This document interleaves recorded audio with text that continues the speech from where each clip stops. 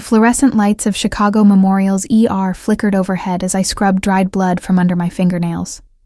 Third GSW of the night, second DOA, and one miraculous save that would probably still code before sunrise. My scrubs were stiff with bodily fluids I didn't want to identify, and the 16-hour shift had left my feet screaming inside shoes that cost more than I could afford, but less than my student loans demanded each month. I pushed through the staff exit into November air so cold it felt like inhaling glass shards. The alley behind the hospital was my shortcut home, a calculated risk I took because it shaved 7 minutes off my commute. And 7 minutes meant 7 more minutes of sleep before my next shift started in 9 hours. The sound hit me first. Not crying exactly, but that desperate newborn wail that every nurse learns to distinguish from general fussiness. High-pitched, insistent, the kind that meant hunger or pain or fear. My exhausted brain cataloged it automatically. Young infant, possibly under 6 months. Respiratory distress unlikely but present. I should have kept walking. Should have pulled out my phone and called 911 like any sensible person would. But 16 hours of triaging human suffering had worn my self-preservation instinct down to nothing. The scene materialized as I rounded the dumpster. A man slumped against the brick wall, his expensive black coat soaked with blood that looked almost purple under the sodium lights. His head was tilted back, face pale as paper, but his arms were locked around 2 car seats, holding them above the filthy ground with a strength that seemed impossible given the growing pool of blood beneath him. The babies were identical, both screaming, both red-faced, both very much alive despite the horror show surrounding them. My training kicked in before conscious thought could interfere. I dropped to my knees beside him, fingers already reaching for his neck to check his pulse. Strong but thready, racing at about 110. His eyes snapped open at my touch, and I found myself staring into the darkest eyes I'd ever seen, black as ink, and just as unreadable. "Don't touch them," he said in English, his accent Korean, his voice surprisingly steady for someone who'd lost that much blood. "Don't touch my children." "I'm a nurse," I said, keeping my voice calm the way I would with a combative patient in the ER. "Let me help you. Where are you hit?" His gaze focused on my hospital ID badge, still clipped to my scrubs. Clara Reynolds, RN. He studied it for a long moment, and I watched calculation flicker across his face despite the blood loss that should have had him unconscious by now. "Left side," he finally said. "Through and through, I think. Maybe nicked something." I pulled my phone out, but his hand shot up and caught my wrist with surprising strength. Up close, I could see he was younger than I'd first thought, maybe mid-30s, with sharp cheekbones and a jaw that looked like it had been carved from stone. "No police," he said. "No hospital." "You need a hospital. You're bleeding out." "No." The word was absolute. "They'll kill my sons." I looked at the babies, still wailing in their car seats. Identical faces, maybe 4 months old, dressed in expensive-looking sleepers that were now splattered with their father's blood. The cognitive dissonance was staggering. This man, bleeding out in an alley, speaking with the kind of authority that suggested he was used to being obeyed, holding on to 2 infants like they were the only things keeping him tethered to life. "Who will kill them?" I asked, though part of me didn't want to know the answer. He smiled, a grim expression that held no warmth. "People you don't want to meet, Clara Reynolds, RN." My name in his mouth sent an unexpected chill down my spine. I'd spent 6 years in emergency medicine learning to stay calm under pressure, to make impossible decisions in seconds, to separate emotion from action. But nothing had prepared me for this. A dying man in an alley, 2 screaming babies, and the absolute certainty in his eyes that going through proper channels meant death. "I live 4 blocks from here," I heard myself say, the words emerging before I could stop them. "Can you walk?" He assessed me for a long moment, and I had the unsettling feeling of being thoroughly evaluated. "Yes." "Then we need to move now before you pass out." Getting him vertical was like trying to lift a bag of sand. He was all dead weight despite his earlier show of strength, and I was 5'6" on a good day with arms that shook from exhaustion. But somehow we managed it. He gripped the car seat handles with white-knuckled determination, while I wrapped my arm around his waist, feeling the warm wetness of blood soaking through his coat. "What are their names?" I asked, partly to keep him conscious, partly because I needed to know. "June and Hana," he said, stumbling slightly. "Identical boys. The hats tell them apart. Blue for June, green for Hana." "Hana's a girl's name," I observed, steering him toward the alley exit. "My wife wanted a daughter. We got 2 sons instead." Something in his voice made me glance up, catching an expression that looked like grief before it shuddered away. "She would have loved them." Would have, past tense. Another piece of information I filed away as we stumbled through the cold Chicago streets at 2 a.m, me in bloody scrubs, him leaving a trail of blood, 2 screaming babies between us. My apartment building was a pre-war walk-up in a neighborhood that was gentrifying 1 block at a time. I lived on the 3rd floor because rent was cheaper with no elevator, but looking at the stairs, I realized I'd have to make multiple trips. The man, whose name I still didn't know, couldn't possibly make it up 3 flights while carrying both car seats. "Give me one," I said, reaching for the car seat with the blue hat. He hesitated, and I saw the war playing out across his face.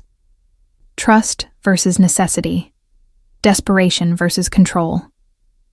"I'm a pediatric ER nurse," I told him. "I've saved more babies than you can count. I'm not going to hurt your son." Finally, he released his grip on the car seat handle. I took Jun, who was still crying, his little face scrunched up and red. The weight of responsibility settled over me like a physical thing. This wasn't just any baby. This was the child of a man who'd been shot, who'd refused medical help, who'd said people would kill them. What the hell was I doing? We made it up the stairs through sheer stubborn will. By the time I got my door unlocked, he was gray-faced and swaying, blood dripping onto my welcome mat. The babies were still crying, that desperate, hungry wail that meant they hadn't been fed in too long. My apartment was tiny, a studio with a kitchenette, a bathroom the size of a closet, and barely enough space for my full-sized bed. But it was clean, private, and most importantly, it had the medical supplies I'd been accumulating since graduation. Every nurse I knew kept a stash at home. You never knew when you'd need butterfly bandages or sterile gauze at 3 a.m. "Bedroom," I directed, though calling it a bedroom was generous. "Lie down before you fall down." He made it to the bed, setting Hana's car seat on the floor with careful precision before his legs gave out. He was unconscious before his head hit the pillow. The babies were still crying. First things first. I couldn't do anything for him while 2 infants were screaming. I checked his pulse again, strong enough for now, then turned my attention to Jun and Hana. 4 months old, I estimated, though I'd need to undress them to be sure. Both boys, despite what he'd said about wanting a girl. Both healthy-looking aside from being hungry and scared. I found formula and bottles in a diaper bag that must have cost more than my rent. The kind of luxury baby gear I only saw when wealthy parents brought their kids to the ER. While the bottles warmed, I unbuckled Jun from his car seat, checked him over for injuries. Nothing. Same with Hana. Both boys were perfect, untouched by whatever violence had nearly killed their father. I fed them simultaneously, one baby cradled in each arm, their desperate sucking gradually calming to satisfied swallows. In the sudden quiet, I could hear the man's labored breathing from my bed. Now for the hard part. I laid the babies down in their car seats, now full and drowsy, then gathered my supplies.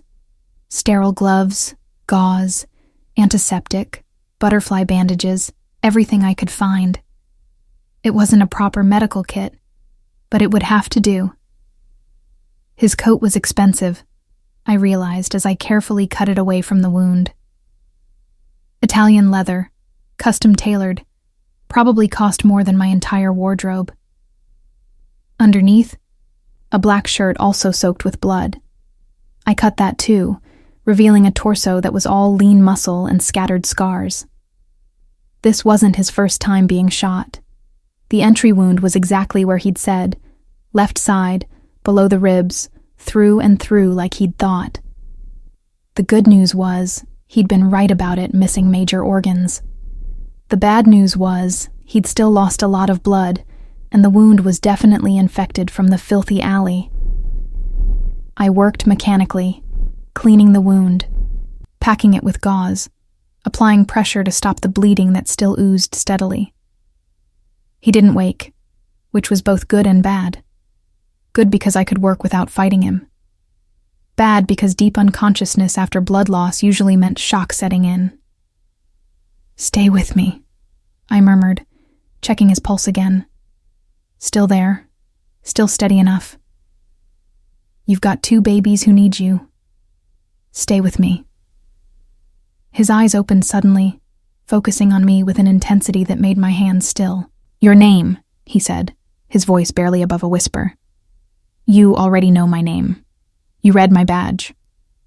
"No, I want you to tell me." "Clara," I said, resuming my work on his wound.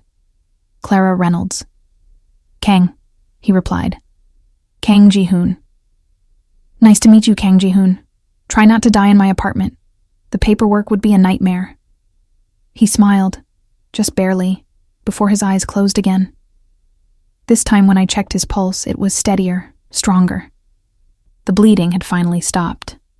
I sat back on my heels, suddenly aware that I'd just brought a gunshot victim into my home, along with his 2 infant sons, without calling the police or the hospital. I'd violated approximately a dozen laws, and probably my nursing license. If he died here, I could go to prison. The babies had fallen asleep, Jun sucking on his tiny fist, Hana with one hand stretched toward his brother's car seat.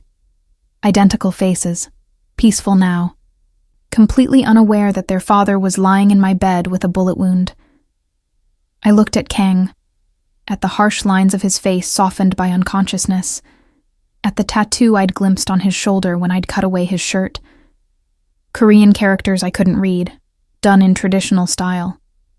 Who was he really? What had he gotten into that had someone shooting him in an alley? And why was I risking everything to help him? The answer was simple. Those 2 babies. I'd spent 6 years saving lives in the ER, but I'd never been able to save the ones that mattered most. My younger brother, dead at 19 from a drunk driver. My father, dead from a heart attack because he couldn't afford proper cardiac care. My mother, dead from cancer because she'd waited too long to see a doctor, too worried about the bills. I couldn't save them. But maybe I could save these 2 tiny lives that hadn't even really started yet. Dawn was breaking when I finally stripped off my bloody scrubs and fell into the armchair I'd pulled beside the bed. My phone showed 6 missed calls from my roommate, who'd moved out 3 months ago, and 2 texts from my supervisor asking if I could cover an extra shift next week. I didn't respond to either. Instead, I watched Kang breathe, watched his chest rise and fall with steady rhythm, and wondered what the hell I'd just gotten myself into. The answer came at 7 in the morning when someone knocked on my door with the kind of authority that suggested they weren't going to leave until I answered. The knocking came again, harder this time, and I heard my neighbor Mrs. Chen's voice calling out in Korean. I didn't speak the language, but her tone was clear enough. Worried, insistent, demanding entry. I glanced at Kang, still unconscious on my bed, then at the babies who were miraculously still sleeping. The smart thing would be to ignore the knocking, pretend I wasn't home. But Mrs. Chen knew my schedule, knew I should be back from my shift by now. And the longer I didn't answer, the more likely she'd call building management, or worse, the police. I checked my reflection in the hallway mirror. I'd changed out of my bloody scrubs into sweatpants and a clean t-shirt, but exhaustion had carved dark circles under my eyes and left my skin pale and drawn. I looked like someone who'd spent the night performing emergency medicine in their studio apartment, which, technically, I had. "Just a minute," I called out, my voice hoarse from lack of sleep. I opened the door just wide enough to show my face. Mrs. Chen stood there in her floral house dress, her silver hair pulled back in its usual neat bun, her sharp eyes already trying to peer past me into the apartment. "Clara, she said, mixing English with Korean the way she always did. "You okay?" I hear crying, baby crying, all night long. Of course she had. The walls in this building were paper thin. I'd heard every argument, every television program, every late-night activity from my neighbors since moving in. There was no way she hadn't heard June and Hana. "I'm babysitting," I said, the lie coming easier than it should have. "For a friend, twin boys. They had a rough night." Her eyes narrowed. "What friend? You never have visitors." The observation stung because it was true. Since my mother died 2 years ago, I'd become a ghost in my own life. Work, sleep, work again. No social life, no dating, no time for friends. Just an endless cycle of saving other people while slowly drowning in student debt and grief. "A colleague from the hospital," I added. "She had a family emergency. I said I'd help out." Mrs. Chen's expression softened slightly, but suspicion still lingered in her eyes. "You look terrible. You should sleep. I can help with babies." "No," I said too quickly, then softened my tone. "Thank you, but I've got it covered. They're finally asleep, and I don't want to disturb them." She pursed her lips, clearly not satisfied with my answer, but Korean politeness won out. "You need anything? You come knock. I make soup. Bring to you later." "That's very kind. Thank you." I closed the door before she could say anything else, then leaned against it, heart pounding. That was too close. If Mrs. Chen got suspicious enough to call building management, if someone came to do a welfare check and found Kang bleeding in my bed, I'd lose everything. My apartment, my job, possibly my freedom. Behind me, I heard a low groan. I turned to find Kang's eyes open, his hand pressed against the bandage I'd applied to his wound. "How long was I out?" he asked, his voice rough. "About 5 hours." I crossed to the bed, automatically checking his pulse, his skin temperature, his eyes for signs of shock. All stable, remarkably. "You need fluids and probably antibiotics, but you're stable for now." He sat up slowly, wincing as the movement pulled at his stitches. I'd done my best to close the wound with the supplies I had, but it wasn't hospital-quality work. It would heal, but it would scar. "The babies," he said, his eyes finding June and Hana immediately. "Fed, changed, sleeping. They're fine." I hesitated, then asked the question I'd been holding back all night. "What happened to you, Kang? Who shot you?" His expression shuddered, becoming unreadable. "You don't want to know. I'm harboring a gunshot victim in my apartment and lying to my neighbors. I think I deserve to know." He studied me for a long moment, and I saw him weighing his options. Trust versus self-preservation. Finally, he spoke. "I run certain businesses in Chicago's Korean community. Import, export, that kind of thing." It was a lie wrapped in truth. I'd worked in emergency medicine long enough to know what organized crime looked like. The tattoos, the expensive clothes, the casual way he'd said people would kill his sons. Kang wasn't just some businessman who'd gotten unlucky. "And someone from your import-export business shot you in an alley," I said flatly. "Something like that." "What about their mother? Where is she?" His jaw tightened, and I saw real pain flicker across his face before he controlled it. "Dead. 3 months ago. Complications from childbirth." The words hit me harder than expected. I thought of those 2 babies, sleeping peacefully in their car seats, motherless at 4 months old. Thought of Kang, raising them alone while running whatever criminal enterprise he was involved in. "I'm sorry," I said, meaning it. He nodded once, then carefully swung his legs over the side of the bed. I need to leave. They'll be looking for me. You can barely stand. If you go out there now, you'll either pass out or get yourself killed. Probably both. If I stay here, I put you in danger. I'm already in danger. The moment I brought you here, I became involved. I crossed my arms. Besides, those babies need formula, diapers, clean clothes. You need antibiotics and proper wound care. Running isn't an option right now. He looked at me with something like respect. You're either very brave or very stupid, Clara Reynolds. Probably both. Now lie back down before you tear your stitches. To my surprise, he obeyed. As he settled back against the pillows, I noticed how exhaustion lined his face, how the confidence he projected was partly held together by sheer willpower. How did you end up in that alley? I asked, moving to check on the babies. Still sleeping, thank God. Ambush, he said simply. I was moving June and Hannah to a safe house. Someone must have known the route, known when we'd be vulnerable. Someone from your organization. His silence was answer enough.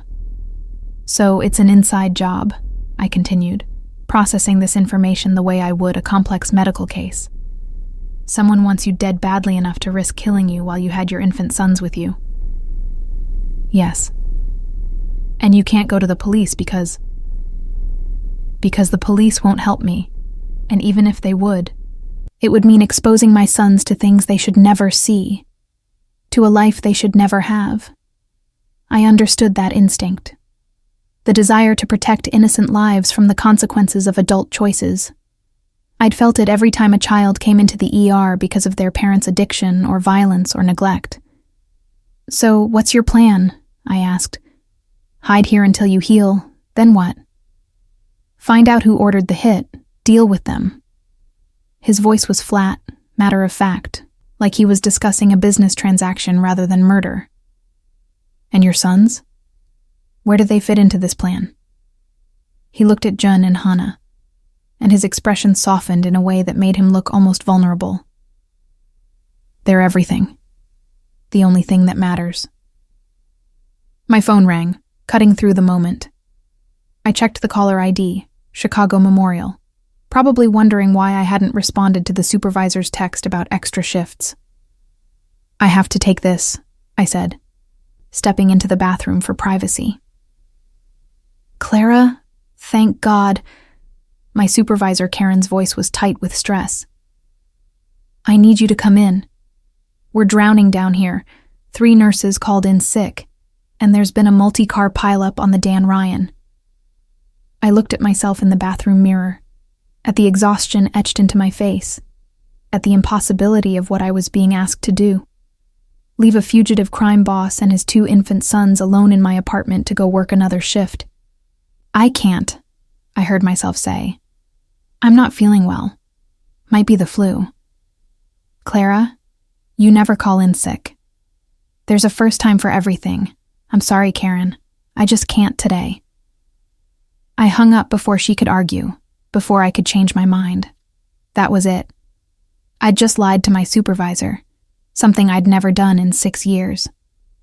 Another line crossed. Another piece of my carefully constructed life dismantled. When I emerged from the bathroom, I found Kang sitting up, his phone in his hand. I hadn't even realized he had a phone. Who are you calling? I asked, alarm spiking through me. My second in command, someone I trust. He paused, meeting my eyes. Or thought I could trust. The call connected, and he spoke rapidly in Korean. I couldn't understand the words, but I heard the tension, the careful way he was feeling out the other person's loyalty. After a few minutes, he ended the call, his expression grim. What did they say? I asked. Park confirmed it. The hit was ordered from inside. He thinks it might be the old guard, the ones who never wanted me in charge. He set the phone down carefully. But he also said something else. Said there are rumors that Soo-jin is alive. Soo-jin? My wife, the boy's mother. His voice was hollow. But she's dead. I saw her body. I buried her. The way he said it made my nurse's instincts prickle. Something wasn't right about this story. Are you sure? I asked carefully. I watched her die giving birth to June and Hannah. Complications, the doctors said. Hemorrhaging they couldn't stop. His hands clenched into fists. I held her hand while she bled out. I'm sorry, I said again, inadequate words for impossible grief. Hannah started crying then, a thin wail that quickly woke June. I moved automatically to tend to them, warming bottles, changing diapers with the practiced efficiency of someone who'd done this hundreds of times in pediatric ER. Kang watched me work, and I felt the weight of his gaze. You're good with them, he observed. Part of the job. Every nurse learns basic infant care. It's more than that. You care. I did care. More than I should for 2 babies I'd just met. Children of a man I knew nothing about except that he was dangerous and being hunted. But something about their helpless innocence called to the part of me that had chosen nursing in the first place. The part that believed in saving lives, in protecting the vulnerable. Everyone deserves to be cared for, I said simply. I fed the babies while Kang made another call, this one shorter, more tense. When he hung up, his expression was dark. They found my car, he said. Stripped it, burned it, sent a message that they know I survived. Which means they'll be looking for you. Yes. Will they look here? He considered this. Not immediately. No one knows about you. But eventually they'll check hospital records, security footage from the ER. They'll find you on tape, see which direction you walked after your shift. My blood ran cold. How long do we have? A day. Maybe 2 if we're lucky. 2 days. 48 hours before trained killers tracked me down because I'd made the mistake of helping someone in need. So, we need a plan, I said, forcing my voice to stay steady. Something better than hiding in my apartment and hoping they don't find us. We? Kang's eyebrow rose. There is no we, Clara. You've done enough. More than enough. When night falls, I'll take the boys and disappear. You'll be safe. And where will you go? You can barely walk. You need antibiotics for that wound. And you have 2 4-month-old babies. You'll last maybe 6 hours before you pass out or get caught. That's not your problem. It became my problem when I brought you home. I set Jun down after he finished his bottle, his tiny hand gripping my finger with surprising strength. Besides, you need help. Medical help, childcare help. You can't do this alone. I've been alone since Sujin died. No, you've been surviving. That's different from living. He stared at me, and I saw something shift in his expression. A crack in the armor he wore. A glimpse of the man beneath the crime boss facade. Why are you doing this? He asked quietly. Why risk everything for a stranger? I thought about my brother, dying on a roadside while people drove past. My father, clutching his chest in a hospital waiting room because he couldn't afford to be seen faster.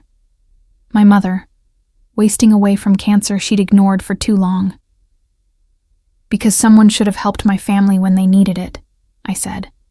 Because everyone deserves a chance. Because those 2 babies didn't ask to be born into this situation. And they deserve better. You don't know me, Clara. Don't know what I've done. You're right. I don't. But I know you held your sons above the ground while you bled out in an alley.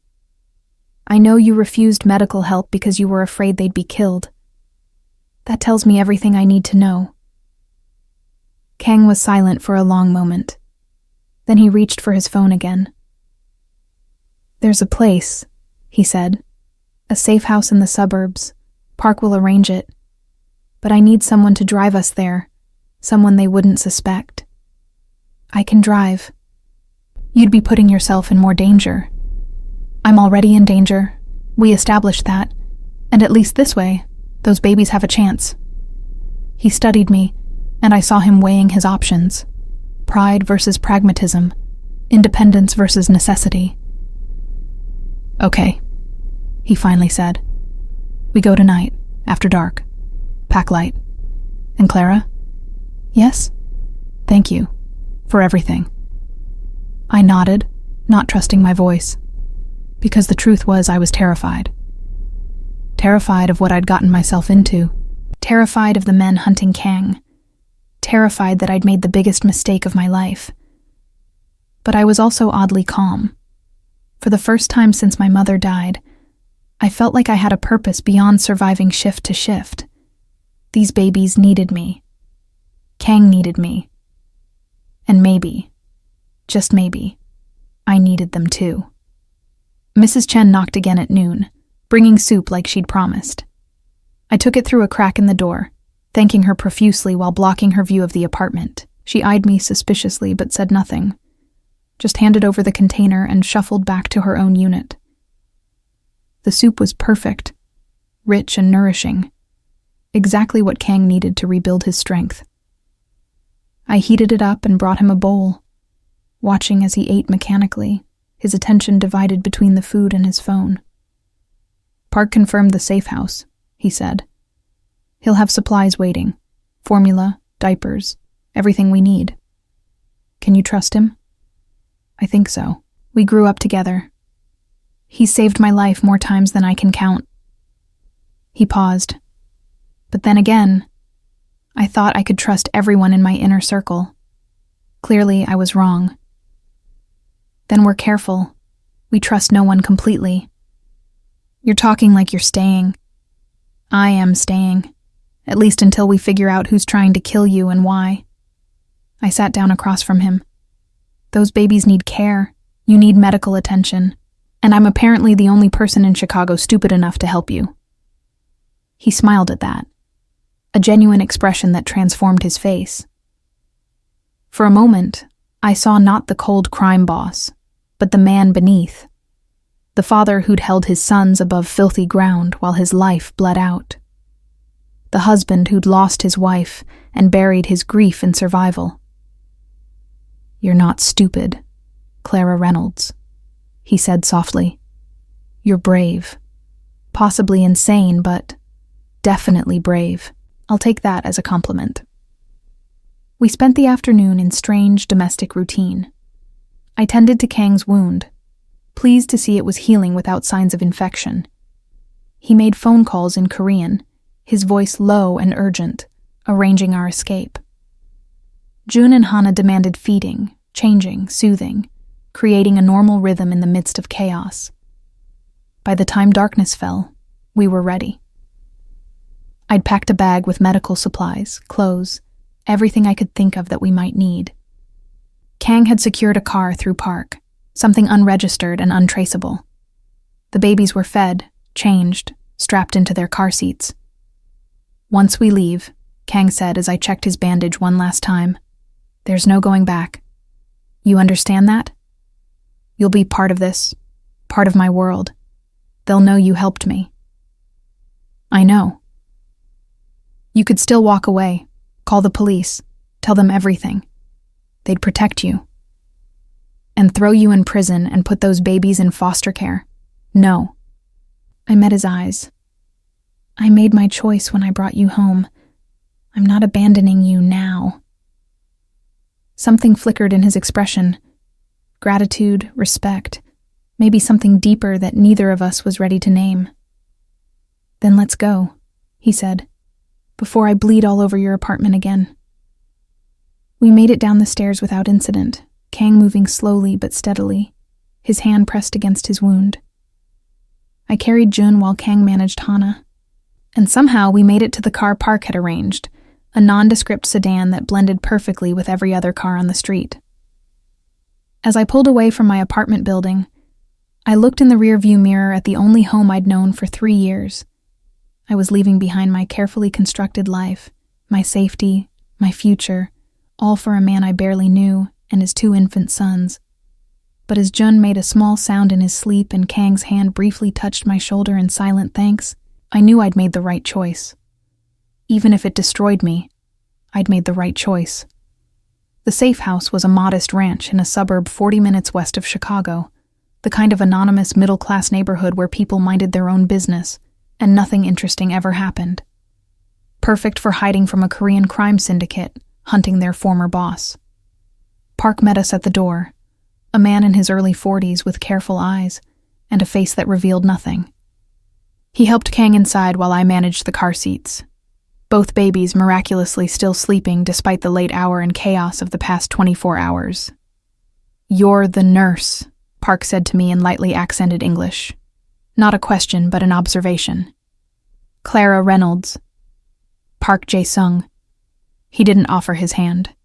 "You know what you're getting into?" "Not really, but I'm here anyway." Something like approval flickered in his expression. "Ji-hoon is lucky you found him." The house was furnished with generic rental furniture, but stocked with everything we'd need. Cribs for the babies, formula and diapers, medical supplies including the antibiotics Kang desperately needed, even clothes in approximately my size. "How did you know what to get?" I asked Park as I explored the kitchen. "I have resources. And Ji-hoon described you." He paused. "He said you saved his life and the boys. That means you're under our protection now, whether you want it or not." The words should have been comforting. Instead, they felt like a cage closing around me. Park left after an hour, promising to return with information about who'd ordered the hit. Kang and I were alone with the babies in a strange house, playing family in the aftermath of violence. I got the twins settled in their cribs, then checked Kang's wound. The antibiotics were working. No sign of infection. Healthy granulation tissue forming at the edges. He'd heal, given time and rest. "You should sleep," I told him, noting the exhaustion that lined his face. "So should you. You've been awake for over 30 hours. He was right. My body felt like lead, my mind fuzzy from lack of sleep. But I couldn't seem to shut down. Couldn't stop my brain from cataloging every sound, every shadow, every potential threat. "I'll sleep when the babies sleep," I said, the universal parent's lie. Kang smiled slightly. "You sound like Soo-jin. She used to say the same thing." It was the first time he'd voluntarily mentioned his wife. I sat down carefully on the edge of the couch, giving him space to continue if he wanted. "We met in college," he said, staring at nothing.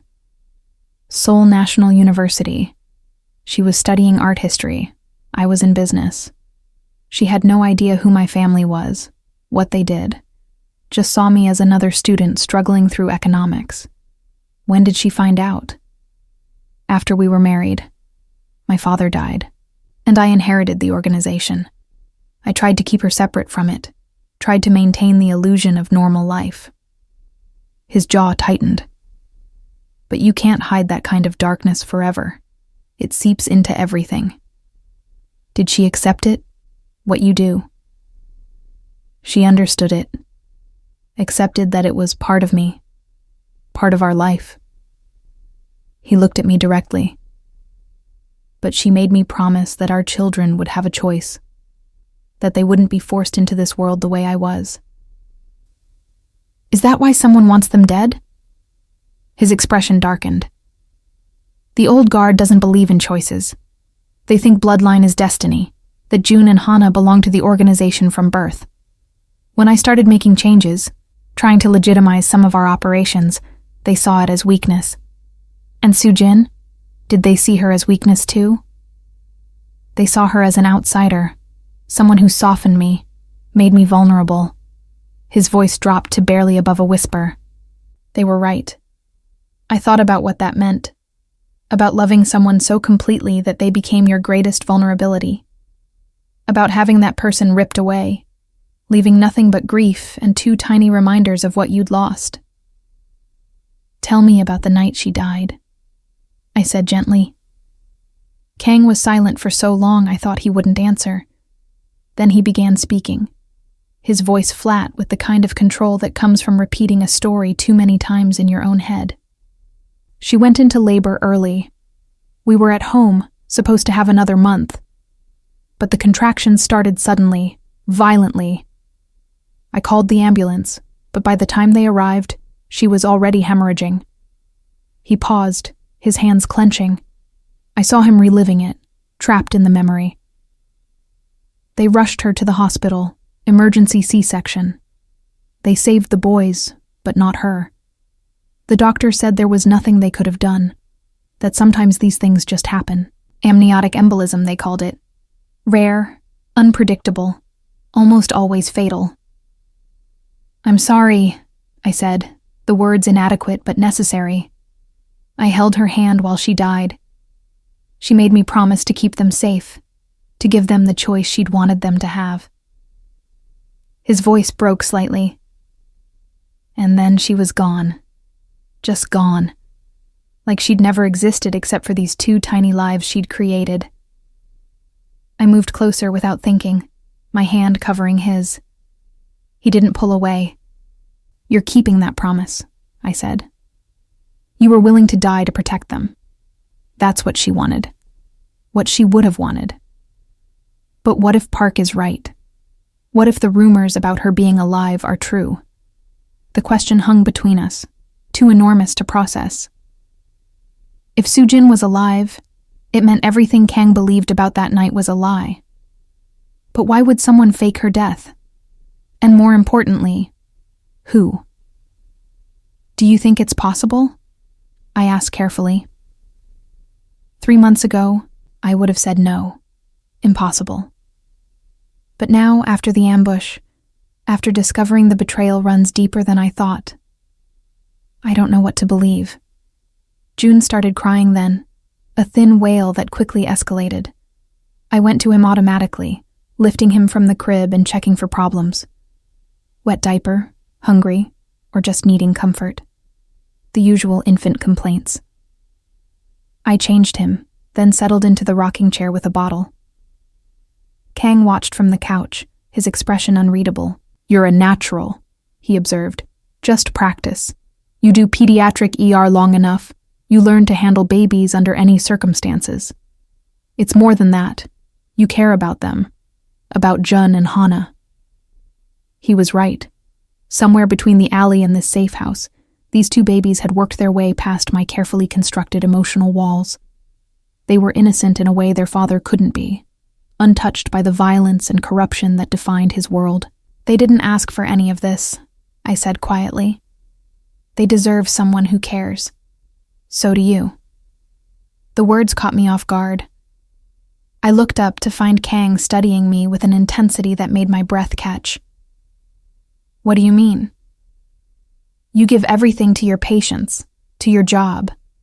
But who takes care of you, Clara? Who makes sure you're okay?" "I take care of myself." "Do you?" He leaned forward slightly. "When's the last time you did something just because it made you happy? When's the last time you weren't exhausted or worried or carrying the weight of other people's problems?" The question hit too close to home. I couldn't remember the last time I'd felt anything beyond tired. Couldn't remember the last time I'd laughed genuinely, done something purely for pleasure, allowed myself to want something beyond basic survival. "It's different for me," I said, deflecting. "I chose this life." "So did I, but that doesn't mean we don't deserve more than just existing." Jun had finished his bottle, his tiny body relaxed and heavy in my arms. I stood to put him back in his crib, using the movement to escape Kang's too perceptive gaze. "You should rest," I said, reverting to professional concern. "Those antibiotics will work better if you're not running on empty." He stood slowly, wincing as the movement pulled at his wound. For a moment, we were close enough that I could feel the heat radiating from his body, could see the stubble darkening his jaw, could smell the antiseptic and blood that still clung to him, despite his attempts to clean up. "Thank you," he said softly. "For everything. For saving my life, for protecting my sons, for being here when you could have walked away a dozen times. Don't thank me yet. We're still in serious danger and I have no idea what we're doing. Neither do I, but I'm glad you're here. Something passed between us then, a connection that went beyond circumstantial proximity or mutual necessity. Recognition, maybe. Two people carrying more weight than they could handle alone, finding unexpected relief in sharing the burden. The moment broke when Hana started crying, demanding his turn at feeding and attention. I moved to warm another bottle while Kang carefully lifted his son from the crib, his movements gentle despite the obvious pain it caused him. We spent the next hour in comfortable silence, tending to the babies, establishing a rhythm that felt almost normal. Almost like a real family instead of a crime boss, a nurse, and two infants hiding from killers.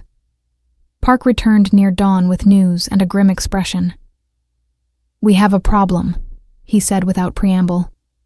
"A bigger problem than we thought." Kang carefully set Hana down in his crib before turning to face his second-in-command. "What did you find?" "The hit wasn't ordered by the old guard.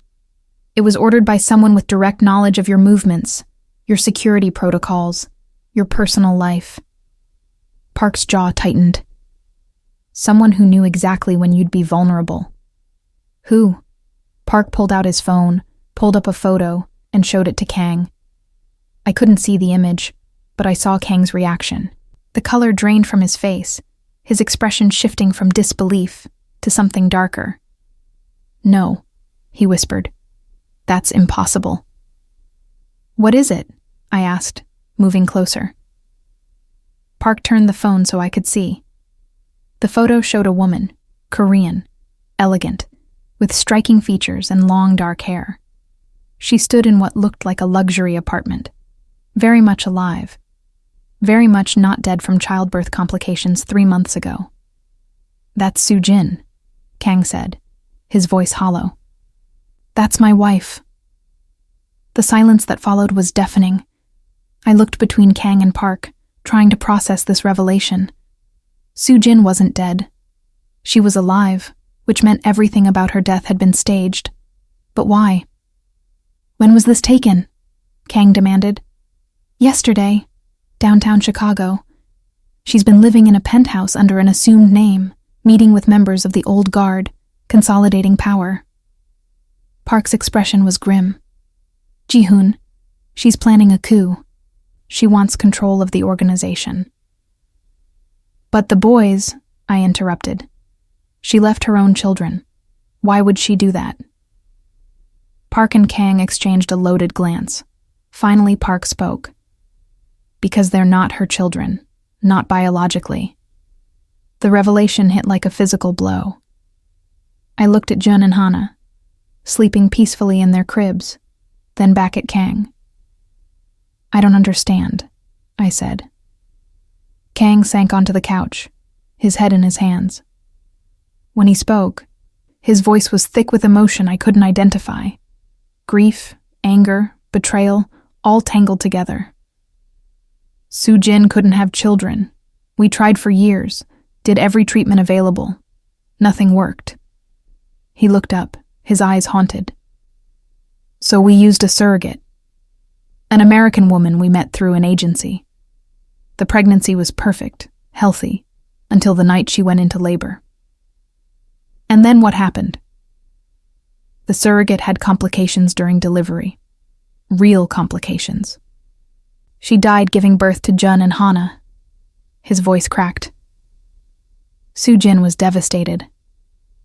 "I thought it was grief over losing someone who'd carried our children, given us the family we'd always wanted. But now I wonder if it was something else." "Guilt," I said quietly. She felt guilty because someone died to give her children. "Or she saw an opportunity," Park added darkly. The surrogate's death meant no one else knew the truth about June and Hana's biological mother. It meant Soo-jin could claim them as her own, fully and completely. "So she faked her own death," Kang continued, the pieces falling into place. made it look like she'd died in childbirth, probably paid off the doctor and medical examiner. That gave her the freedom to plan, to make moves against me without suspicion. But why leave the boys with you? I asked. If she wanted them so badly that she used a surrogate, why abandon them? Because babies are a weakness in our world, Park explained. They're leverage, vulnerability. She knew Ji-hoon would protect them with his life, which he did, and she knew that as long as they were with him, they were safe from the old guard who might have used them as pawns. Until she was ready to take power herself, Kang finished. Until she'd consolidated enough support that she could come back, claim her grieving widow story gave her the right to lead, and position herself as the boys' protector. Using their father as the villain, I said, understanding dawning. She set you up. The ambush, the betrayal, all of it was designed to make you look weak, unstable, a threat to your own children. And then she'd swoop in, save them from me, take control of the organization, and eliminate me in the process. Kang's hands clenched into fists. It's brilliant, really. Ruthless, but brilliant. I felt sick. This woman had orchestrated an elaborate deception, had allowed a surrogate to die, had abandoned her infant sons, had ordered the murder of their father, all for power, all to control an organization built on violence and crime. What do we do? I asked, though I wasn't sure I wanted to hear the answer. Kang stood, his expression hardening into something cold and dangerous. This was the man who ran a criminal empire, who made impossible decisions, who survived in a world where weakness meant death. We expose her, he said. We show the organization what she really is, what she's willing to do for power, and then we take it all away from her. That's suicide, I protested. She has the old guard backing her. She has resources, connections. We're 3 people hiding in a safe house with 2 babies. Which is why we need leverage, Park said. Something that proves Soo-jin's betrayal, something the organization can't ignore. The surrogate, I said suddenly. If we can prove that Soo-jin faked her death, that she planned this whole thing, that she's not the grieving widow she's pretending to be, we undermine everything. Medical records would work, Kang said, looking at me. If we could get the real medical records from that night, prove that Soo-jin wasn't the one who died, that the whole story was fabricated, those records would be sealed or destroyed, I pointed out. Part of covering up the truth. Not necessarily, Park interjected. Hospital systems create redundancies. There are always backups, archived files. If we knew where to look, we might find something. They both turned to me expectantly. You want me to hack into hospital records?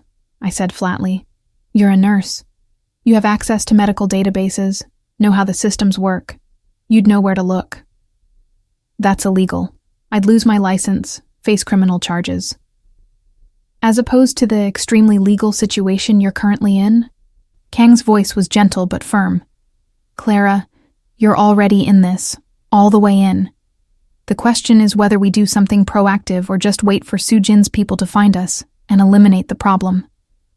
He was right, and I hated that he was right. I'd crossed too many lines already.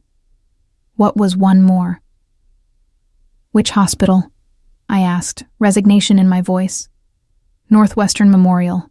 That's where the C-section was performed. I knew Northwestern. Had friends who worked there. Knew the layout. Knew the security protocols. It was doable. Difficult. Risky, but doable. I'll need access to a computer with a secure connection, I said. And several hours. And both of you watching the babies because I can't concentrate on illegal hacking while they're crying. Park actually smiled at that. Done. I'll set it up. As he left to make arrangements, I found myself alone with Kang again. The revelation about Soo-jin hung between us, changing the nature of his grief, his mission, everything. I'm sorry, I said. About your wife. About learning she's not who you thought she was. Part of me always knew. he admitted. Knew something wasn't right about that night, about how easily she seemed to die. But I wanted to believe. Wanted to think that at least she'd loved the boys. Loved me, even if it ended in tragedy. Maybe she did love you. Maybe that's what makes this worse. She loved you enough to destroy everything rather than share power with you. He looked at me, really looked at me, and I saw something shift in his expression. You understand people, Clara. See past the surface to what drives them. It's part of being a nurse. You have to understand your patients to treat them effectively. And what do you see when you look at me? The question was dangerous, intimate in a way that had nothing to do with physical proximity. I thought about lying, deflecting, keeping the professional distance I was supposed to maintain. But we'd gone too far past professional, too far past anything that resembled normal. I see someone trying to be better than their circumstances allow, I said honestly. Someone who loves their children enough to risk everything. Someone who's been betrayed by the person they trusted most and is still trying to find a way forward. And do you think I can? Find a way forward? I think you're already doing it. Every choice you've made since that alley has been about protecting Jun and Hana, about giving them the life your wife promised they'd have. That's moving forward. He moved closer, his hand reaching up to brush a strand of hair from my face. The gesture was gentle, intimate, completely at odds with everything I knew about him. Thank you, he said quietly, for seeing me as more than just what I do. You are more than what you do. We all are. The moment stretched between us, charged with possibility and danger. Then Hana cried, breaking the spell, reminding us that we had responsibilities beyond whatever this thing was growing between us. I stepped back, creating necessary distance. I should check on him. Kang nodded, letting me go. But his eyes followed me across the room, and I knew, with sudden clarity, that something had changed between us. Something that went beyond circumstantial proximity or shared danger. Something that, given time and different circumstances, might have become something real. But we didn't have time, and our circumstances were about as far from normal as possible. So I focused on the babies, on the plan to expose Sujin, on anything except the way my heart had started racing when Kang touched my face. One crisis at a time. First, we'd deal with his wife's betrayal. Then we'd figure out what came next. If we survived that long. The computer Park brought was a high-end laptop with security software I'd only seen in movies. He spent an hour teaching me how to route my connection through multiple VPN servers, how to mask my digital footprint, how to access Northwestern Memorial's database without triggering security alerts. You're surprisingly good at this, I told him, as he walked me through bypassing the hospital's firewall. I went to MIT, he said simply. Computer science. Before I came back to help Ji-hoon. Another reminder that the people I was dealing with weren't just thugs. They were educated, sophisticated, dangerous in ways that went beyond physical violence. Kang watched us work while feeding Hana, his attention divided between his son and the screen. I could see him processing the information, cataloging every detail for later use. There, Park said, pointing to a file directory. Patient records from that night. But they're encrypted. You'll need administrator credentials to access them. I know someone who might help, I said, thinking of my friend Maria who worked in Northwestern's records department. But I'd have to call her, and phone calls can be traced. Use this. Park handed me a burner phone. Untraceable. Make your call. Maria answered on the third ring, her voice warm and familiar. Clara, where have you been? You missed book club last week. I know, I'm sorry. I've been dealing with a family emergency.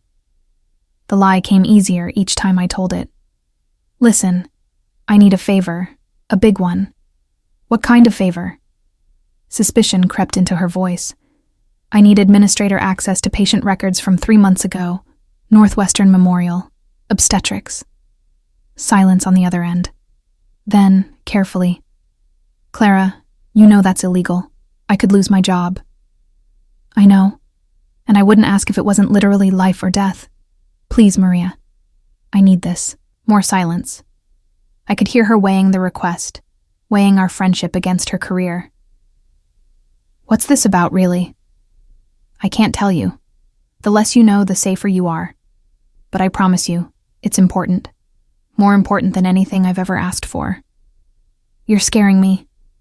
I'm scared too. But I need those records. Just the username and password. You don't have to do anything else. Just give me access and walk away. I heard her breathing on the other end, heard the sound of fingers typing. If anyone asks, I never talk to you. I don't know anything about this. You never talk to me. You don't know anything. She gave me the credentials, then hung up without another word. I felt sick about involving her, about potentially destroying her career. But Kang was right. We were all in too deep to stop now. It took 2 hours to find what we needed. Medical records that didn't match, inconsistencies in the death certificate, payments to the attending physician that came from offshore accounts linked to Soo-jin's family. Everything we needed to prove the deception. Got it, I said finally, my eyes burning from staring at the screen.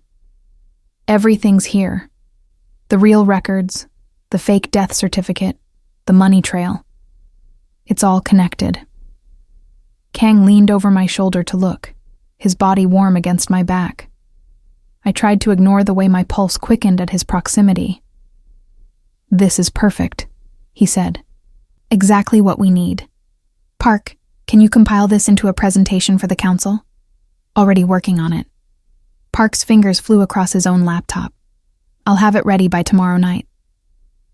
Tomorrow night? I repeated. What happens tomorrow night? The council meets every month. It's when major decisions are made, disputes settled, leadership challenged. Kang's voice was grim. It's the perfect venue to expose Soo-jin. Public, official, impossible to dismiss. It's also incredibly dangerous, Park added. She'll have security, supporters, contingency plans. Walking into that meeting is like walking into a lion's den. Then we bring bigger lions. Kang straightened, his expression hardening. Clara, you've done enough. More than enough. When we go to that meeting tomorrow, you stay here with June and Hana. Stay safe. No. The word came out before I could think about it. This isn't negotiable. Yes, it is. You need me there. Manan, for what? You're not part of this world. You don't need to be dragged deeper into it. I'm the one who got the medical records. I'm the one who can explain the discrepancies, verify the medical terminology, answer questions the council might have. I stood, facing him directly. You need a credible witness, someone who doesn't have skin in the game. That's me. Absolutely not. It's too dangerous. Everything about this situation has been dangerous from the moment I found you in that alley. But I'm still here, still helping, because those boys need you alive, and you need backup. We stared at each other, neither willing to back down. I saw frustration in his eyes, mixed with something that looked like concern, like he cared what happened to me beyond my usefulness. She's right, Ji-hoon, Park said quietly. A nurse with no connections to the organization, presenting medical evidence that Soo-jin orchestrated her own death? That's compelling. That's the kind of testimony the council can't dismiss. Kang's jaw worked, and I could see him processing, weighing the tactical advantage against the risk to me. Fine, he finally said. But you follow my lead. You stay close to me and Park. And if things go wrong, you run. No hesitation. No heroics. You run, and you don't look back. Deal. He studied me for another moment, then nodded once. We leave at dawn to meet with a few allies before the council meeting. Park will arrange for someone to watch June and Hana. Wait, who? I don't trust anyone with them. My aunt, Park offered. She raised me after my parents died. She's not part of the organization, has no connections to Sujin. The boys will be safe with her. I wasn't happy about it, but I understood the necessity. We couldn't walk into a potentially deadly confrontation with 2 4-month-old babies in tow. The rest of the day passed in tense preparation. Park compiled our evidence into an unassailable presentation. Kang made calls to allies, testing loyalties, building support. I took care of June and Hana, memorizing their faces, their tiny expressions, preparing myself for the possibility that I might not come back from tomorrow's meeting. Night fell, and Park left to finalize arrangements. Kang and I were alone with the babies again, the silence between us heavy with unspoken things. "You should try to sleep," I told him. "You'll need your strength tomorrow. So should you." Neither of us moved. The babies were asleep, the house was quiet, and the weight of what we were about to do pressed down on us like a physical thing. "Clara," Kang said finally, "if something happens tomorrow, if things go wrong, there's money in an account. Park knows the details. It's for June and Hana, for their care, their education, everything they'll need. Nothing's going to happen. But if it does, I need to know they'll be taken care of, that you'll make sure they're okay." The responsibility he was asking for, the trust he was placing in me, felt enormous, but I nodded. "I promise. If something happens to you, I'll take care of them. I'll make sure they have the life their mother wanted them to have." "Both their mothers," he corrected gently. The plural hit me harder than expected. Sujin, who'd abandoned them. The surrogate who'd died bringing them into the world. And now me, the nurse who'd stumbled into their lives and somehow become essential to their survival. "Why are you doing this, Clara? Really?" I'd asked myself that question 100 times since the alley. The answers kept changing, kept evolving, but the core truth remained constant. "Because I couldn't save my family," I said quietly. "My brother died because people drove past his accident without stopping. My father died because the healthcare system failed him. My mother died because she didn't have the resources to fight her cancer." I looked at June and Hana, sleeping peacefully. I can't save them, but I can save these boys. I can make sure they don't lose their father the way I lost mine. You've already saved them. Saved me. More times than I can count. Not yet. Not until tomorrow is over and we're all still standing. He moved closer, his hand coming up to cup my face. The gesture was becoming familiar, intimate, in a way that made my heart race. "Whatever happens tomorrow," he said softly, "I want you to know that finding you was the luckiest thing that's ever happened to me. You and the boys. Don't talk like that, like you're saying goodbye. I'm not. I'm saying thank you. For seeing me as more than what I am, for caring about my sons, for being here when you could have walked away 100 times. I'm not walking away now." His thumb traced my cheekbone, and I saw something shift in his expression. The careful control he always maintained was cracking, revealing the man beneath the crime boss facade. "Clara," he whispered, and I knew what was coming. Knew I should step back, should maintain the distance we'd been carefully preserving. But I didn't step back. His lips met mine, gentle at first, questioning. I answered by leaning into the kiss, my hands finding his shoulders, pulling him closer, despite all the reasons this was a terrible idea. The kiss deepened, becoming something urgent and desperate. His hands were in my hair, mine fisted in his shirt, and for a moment we weren't a crime boss and a nurse hiding from killers. We were just two people finding comfort in each other, finding something real in the midst of chaos. When we finally broke apart, both breathing hard, he rested his forehead against mine. "This is crazy," I whispered. "I know. We barely know each other. I know. This could end terribly. Everything in my life ends terribly. But this, right now, feels worth it. I couldn't argue with that logic, mostly because my brain had stopped functioning beyond the immediate sensation of his hands on my waist, his breath against my skin, the warmth of his body against mine. We should sleep, I managed. Separately, in different rooms, like sensible people who aren't about to walk into a deadly confrontation. Sensible people wouldn't be in this situation at all. Fair point. But he stepped back, creating necessary distance. You're right. We need to be clear-headed tomorrow. Focused. I nodded, not trusting my voice. The loss of his touch felt physical, an ache I had no right to feel after knowing him for barely 72 hours. Good night, Clara. Good night, Kang. I retreated to the small bedroom Park had set up for me, but sleep was impossible. I lay in the dark, listening to the house settle around me, to the soft sounds of the babies breathing in their cribs, to Kang moving around in the living room. Tomorrow, we'd face his wife's betrayal and possibly die in the process.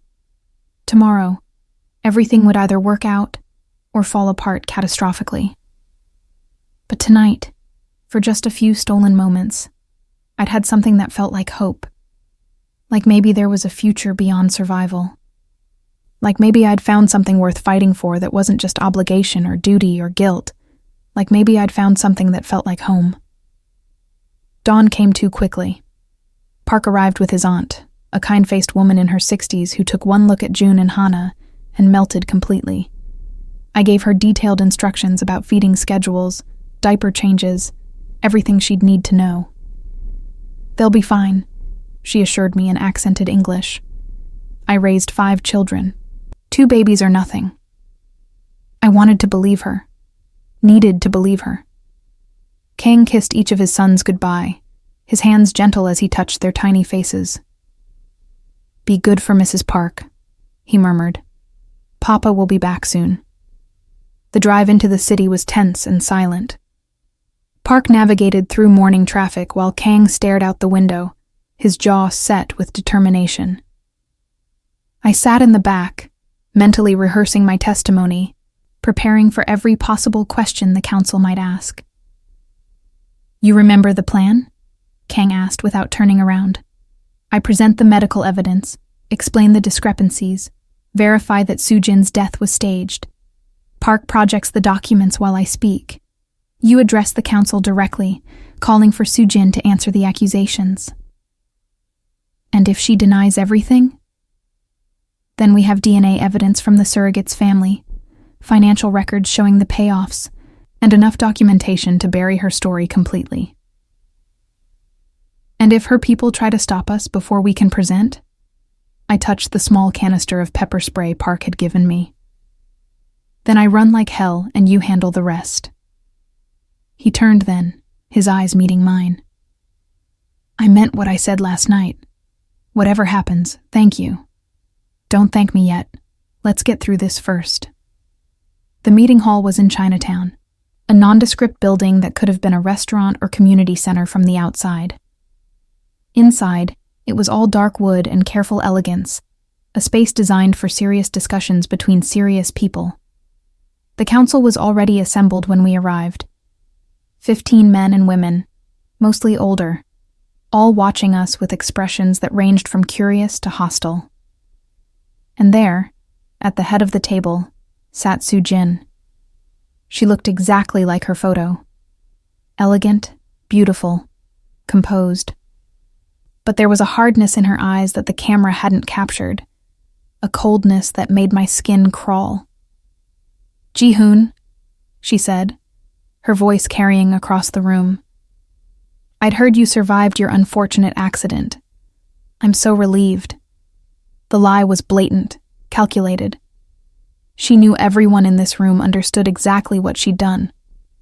Are we? Kang's voice was calm, controlled. Because from where I'm standing, it looks like you ordered my death. Murmurs rippled through the council. Sujin's smile never wavered. Paranoia doesn't suit you, husband. Perhaps the stress of raising our sons alone has affected your judgment. They're not our sons. They're not even your biological children. The room went silent. Sujin's smile faltered for just a moment before she regained control. That's a cruel thing to say about children you helped me create. I helped you hire a surrogate, and then I helped you cover up that surrogate's death and fake your own. Isn't that right, Sujin? Or should I say, isn't that right, Minji Young? Her birth name, the one she'd abandoned when she married into the Kang family. Using it was a calculated insult, a reminder that she'd been an outsider once. You're talking nonsense, she said, but her voice had an edge now. Then you won't mind if we present evidence to the council. Medical records, financial transactions, testimony from someone with no stake in this dispute. He gestured to me. Clara Reynolds is a nurse from Chicago Memorial. She's reviewed the medical records from the night you allegedly died. Clara? All eyes turned to me. My heart hammered, but I forced myself to stand, to approach the screen where Park was already projecting the first document. 3 months ago, a woman named Sarah Mitchell died during childbirth at Northwestern Memorial Hospital. I began, my nurse's training helping me maintain professional calm. Her death was classified as amniotic embolism, a rare but documented complication. However, the death certificate submitted to the state lists the deceased as Sujin Kang. I pulled up the comparison documents. These are 2 different women, different height, different blood type, different medical histories, yet the death certificate lists them as the same person. That's a mistake, Sujin interjected. A clerical error. It's not an error, it's fraud. Here are payments made from an offshore account to Dr. James Morrison, the attending physician that night. Payments totaling $200,000 made the day after Sarah Mitchell's death. I showed the financial records, watching as understanding dawned on the council members' faces. The real Sujin Kang didn't die that night. She faked her death using the surrogate's body, paid off the physician and medical examiner, and disappeared. The question is why? To stage a coup, Kang answered. To position herself as a grieving widow. Consolidate power among the old guard who never wanted me in charge, and eventually take control of the organization herself, using our sons as leverage. That's absurd, Sujin said, but I could see cracks forming in her composure. You have no proof of any conspiracy. We have recordings, Park said, pulling up audio files. Conversations between you and members of the old guard. Discussions about eliminating Ji-hoon, about using June and Hana as pawns, about restructuring the organization under your leadership. He played the first recording, and Sujin's voice filled the room, discussing plans to ambush her husband, to make it look like a rival organization's work, to sweep in afterward as the protective mother reclaiming her children. The council erupted in angry discussion. Accusations flew, alliances shifted, the careful balance of power Sujin had constructed crumbling in real time. Enough, the eldest council member declared, his voice cutting through the chaos. Sujin, do you deny these accusations? She stood, and I saw the calculation in her eyes. She was weighing her options, looking for an escape route. I deny nothing, she finally said. Ji-hoon was weak. He wanted to legitimize our operations, to turn us into something soft and legal. That's not who we are. That's not what this organization was built on. So you admit to ordering his death? The elder pressed. I admit to trying to save this organization from his weakness. If that meant removing him, so be it. The room went silent. She'd just confessed to everything, had thrown away any pretense of innocence. Kang's expression was unreadable. And the boys? Our sons? What about them? They're tools, Sujin said coldly. Leverage to secure power. That's all children are in our world. You know that, Ji-hoon. You've always known that. No. His voice was quiet, but absolute. That's what you believe. But it's not what I believe. And it's not what this organization will become. He turned to the council. I'm calling for a vote. Leadership of this organization determined now based on what we've heard today. The elder nodded slowly. Very well. All in favor of Sujin's leadership. 3 hands went up. Members of the old guard, just as Park had predicted. All in favor of Ji-hoon's leadership? 12 hands, a clear majority, a resounding message. Sujin's face contorted with rage. You fools. You're choosing weakness over strength. This organization will crumble under his leadership. No, Kang said. It will evolve. It will become something better. Something our sons can be proud of. Your sons, Sujin spat. They're not even yours. You know that, right? The surrogate used her own eggs. Those boys share nothing with either of us. The revelation should have changed things. Should have made the boys less important, less central to everything. But I saw Kang's expression, saw the unwavering certainty there. They're mine because I chose them, he said simply. Because I've protected them, cared for them, would die for them. Biology doesn't make a father. Love does. And in that moment, I fell completely, irrevocably in love with Kang Ji-hoon. The council meeting didn't end cleanly. Sujin was escorted out by Park and 2 loyal enforcers, her threats echoing through the hall as they led her away. The old guard members who'd supported her were stripped of their positions, their connections to the organization severed with brutal efficiency. I watched it all from my position near the wall, feeling like an anthropologist observing a foreign culture's rituals. This was Kang's world, and it operated by rules I'd never understand, consequences I'd only glimpsed. You did well, the elder council member told me after the others had dispersed. Your testimony was crucial. Thank you for helping Ji-hoon. I just presented the facts. Facts can be twisted, ignored, dismissed. But the way you presented them, with medical authority and no personal stake, made them impossible to deny. He studied me with sharp eyes. Ji-hoon is lucky to have found you. I didn't know how to respond to that, so I simply nodded. Kang finished his conversations with the remaining council members, accepting their congratulations and pledges of loyalty with the kind of practiced grace that came from years of leadership. When he finally made his way to me, exhaustion lined his face. Let's go home, he said quietly. I need to see my sons. Park drove us back to the safe house in silence. The adrenaline that had carried me through the council meeting was wearing off, leaving me shaky and overwhelmed by what I'd just witnessed. I'd helped expose a criminal conspiracy, testified before what was essentially the Korean Mafia's board of directors, and watched a woman admit to trying to kill her husband without showing a shred of remorse.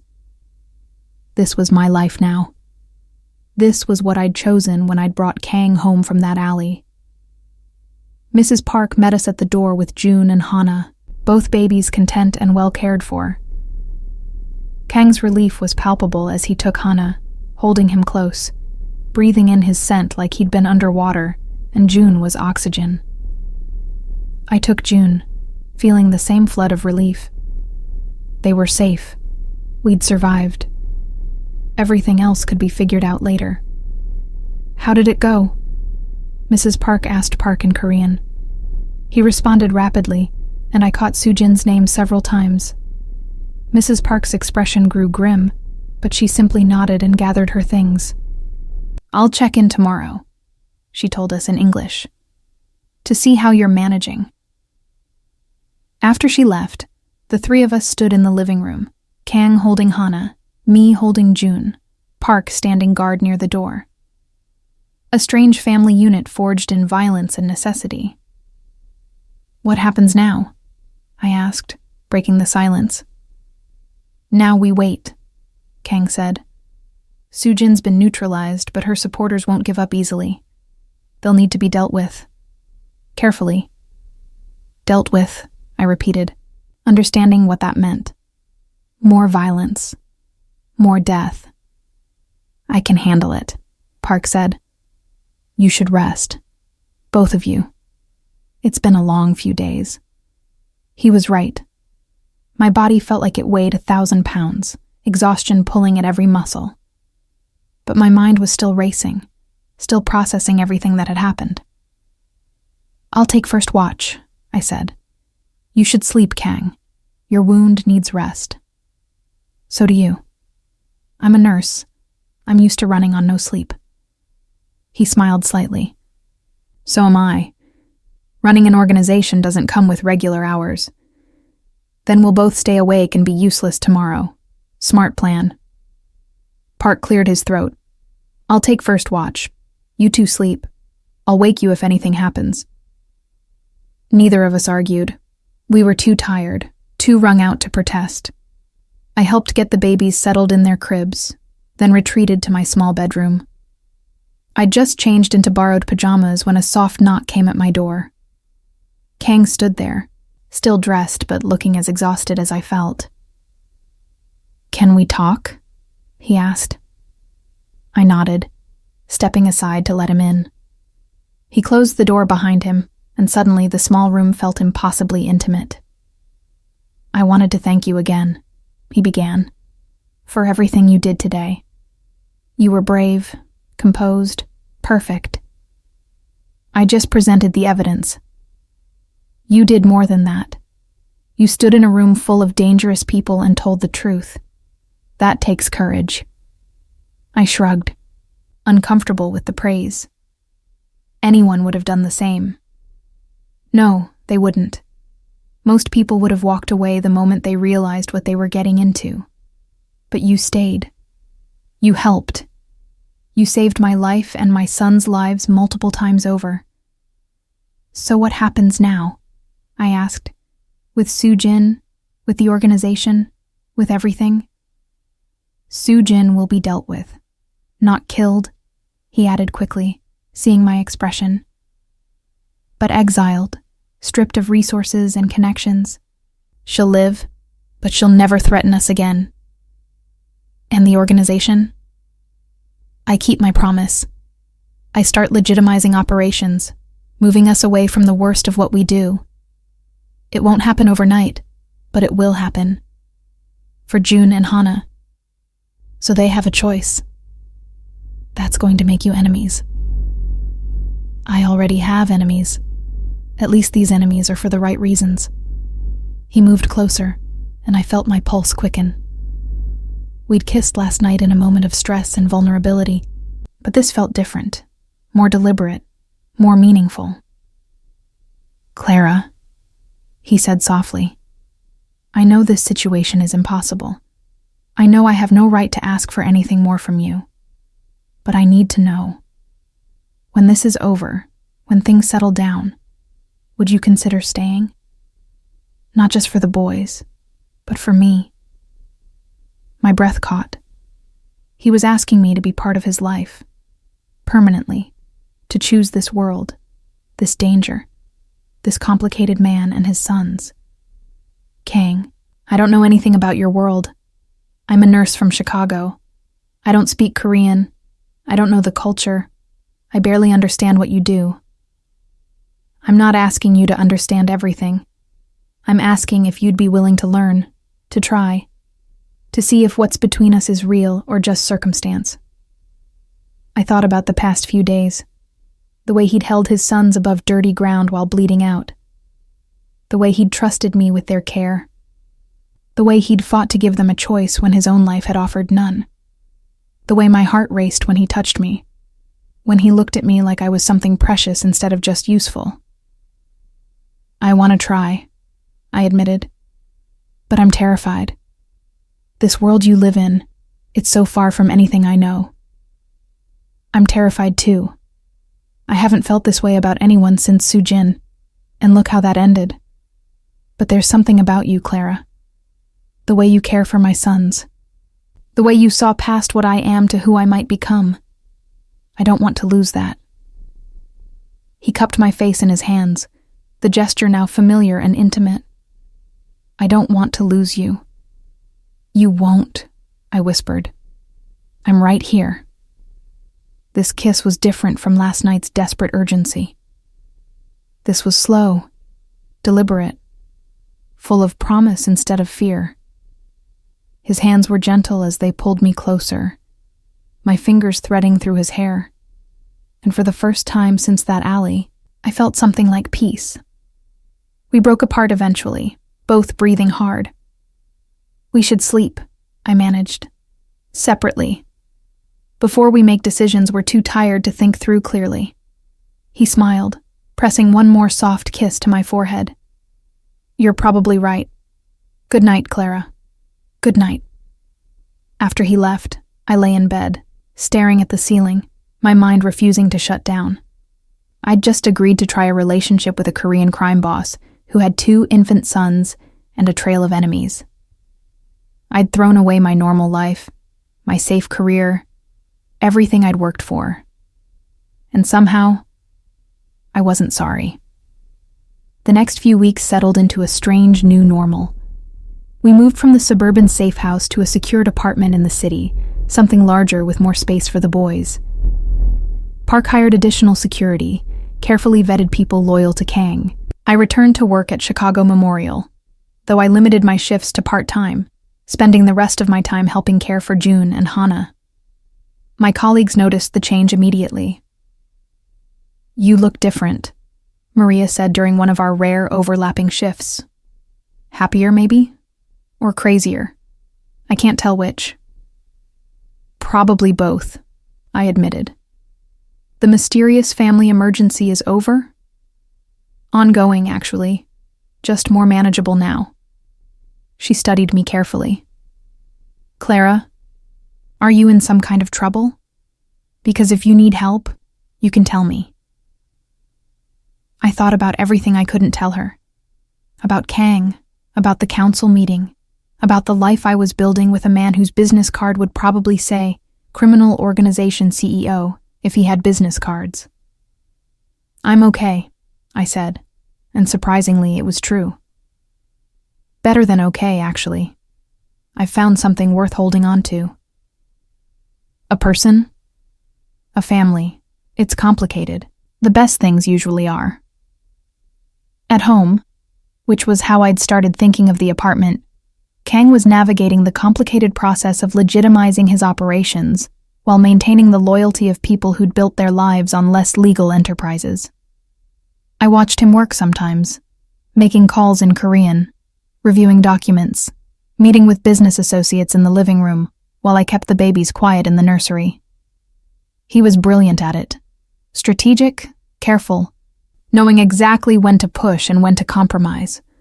I saw why he'd risen to leadership despite being younger than most of the old guard. He understood people, understood power, understood how to build something that lasted. You're staring, he said one evening, catching me watching from the doorway. Just observing. It's fascinating, watching you work. Fascinating. That's one word for it. He set aside his papers and stood, crossing to where I stood. I prefer boring. Personally. Just business. Nothing exciting. Right. Just business. I'm sure all business involves as many weapons and security protocols. He smiled, pulling me closer. Most businesses should. The world would be safer. Jun started crying from the nursery, followed immediately by Hana. Twin intuition, Kang called it. They always seem to need things at the exact same time. I've got them, I said, but Kang was already moving toward the nursery. We've got them, together. That word, together. It was becoming real, becoming something I could believe in. We were building something here, the 4 of us. A strange, unconventional family, but a family nonetheless. 2 months after the council meeting on a cold December evening, everything changed again. I was feeding Hana when Park burst through the door, his expression urgent. We have a problem. The Russians are making moves.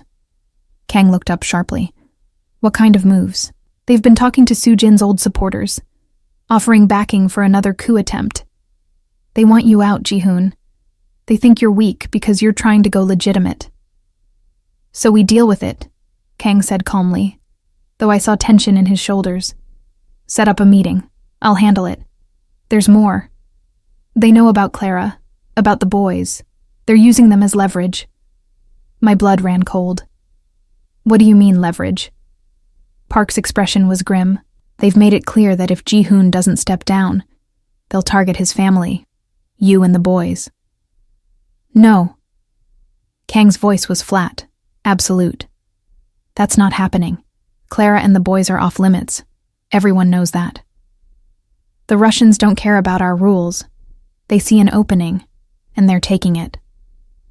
I looked at Jun and Hana, sleeping peacefully in their cribs, oblivious to the danger swirling around them. I'd known this life came with risks, but hearing it spelled out so clearly made it real in a way nothing else had. What do we do? I asked, forcing my voice to stay steady. We eliminate the threat, Kang said. Permanently. No more halfway measures, no more trying to play nice. They threatened my family. That means war. The cold certainty in his voice reminded me of who he really was beneath the gentle father and thoughtful partner. This was the man who'd built a criminal empire, who'd survived years in a world where weakness meant death. Can you win? I asked quietly. Yes, but it will cost. Resources, allies, possibly lives. He looked at me directly. Are you prepared for that? For what this will require? I thought about the alternative. Running, hiding, spending the rest of our lives looking over our shoulders. Raising Jun and Hana in fear instead of safety. That wasn't the choice Kang had promised them. That wasn't the life I wanted to build. I'm prepared, I said. Tell me what you need me to do. Over the next week, I watched Kang transform into someone harder, more dangerous. He called in every favor, activated every alliance, prepared for a conflict that would either secure his family's future or destroy everything we'd built. Park trained me in basic self-defense, how to shoot a gun, how to protect myself and the boys if the worst happened. I practiced at a private range, my nurse's steady hands translating surprisingly well to weapons handling. You're a natural, Park observed after I'd hit the target center 3 times in a row. I spent 6 years making life-or-death decisions under pressure. This isn't that different. It's exactly that different. But I'm glad you're handling it well. The night of the confrontation, Kang came to find me in the nursery where I was putting the boys down for the night. I'm leaving in an hour, he said quietly. Meeting with the Russian leadership. It should be straightforward. A show of force. Make it clear that threatening my family was a mistake. Should be, I repeated. What does that mean? It means I'm prepared for things to go wrong. Park will stay here with you and the boys. Extra security outside. If anything happens to me, Park knows what to do. There's money set aside, documents, everything you'll need to disappear if necessary. Stop talking like you're not coming back. I am coming back. But I need to know you're prepared if I don't. I turned to face him fully, leaving the sleeping babies behind. You're coming back, Kang. You have to. These boys need their father. I need you. The admission hung between us, more vulnerable than anything I'd said before.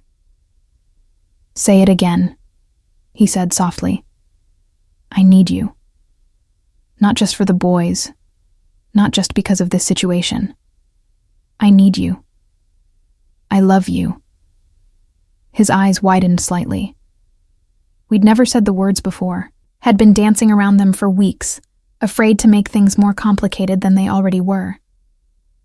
I love you too, Clara. You and the boys. You're everything to me. Everything worth fighting for. He pulled me close, his arms wrapping around me tightly. I will come back. I promise. He kissed me, deep and desperate, like he was trying to memorize the taste of me. When we broke apart, I saw determination in his eyes.